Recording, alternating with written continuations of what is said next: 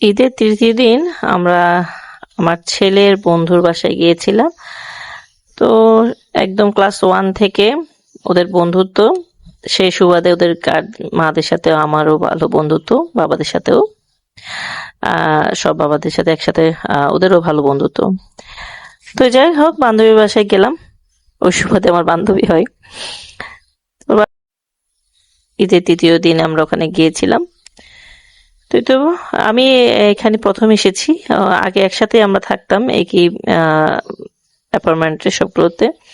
তো এখানে নতুন ফ্ল্যাট নিয়েছে, এখানে আমার আসা হয়নি। তো ওর বাসাটা অনেক সুন্দর,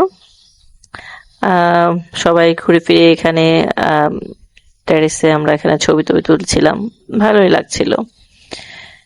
তো আমার শাশুড়ি সহ এসেছে, সবাই একসাথে। এই যে একটু একটু করে আমি ভিডিও করছিলাম, পুরোটা করা হয়নি। তো এখানে সব ভাইরা মিলে আড্ডা দিচ্ছে, তোরা 4 বন্ধু একসাথে। এই তো ভাবির বাসাটা অনেক সুন্দর।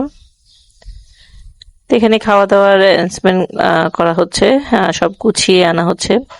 সবাই এখানে এই যে অনেক কিছু আয়োজন করেছে, মাছ, পোলাও, রোস্ট, বিফ।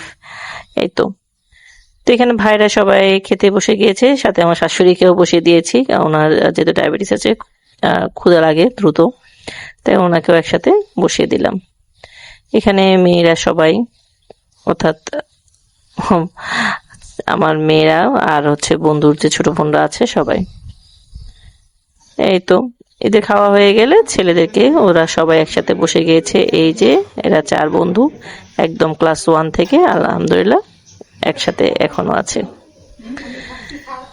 এই তো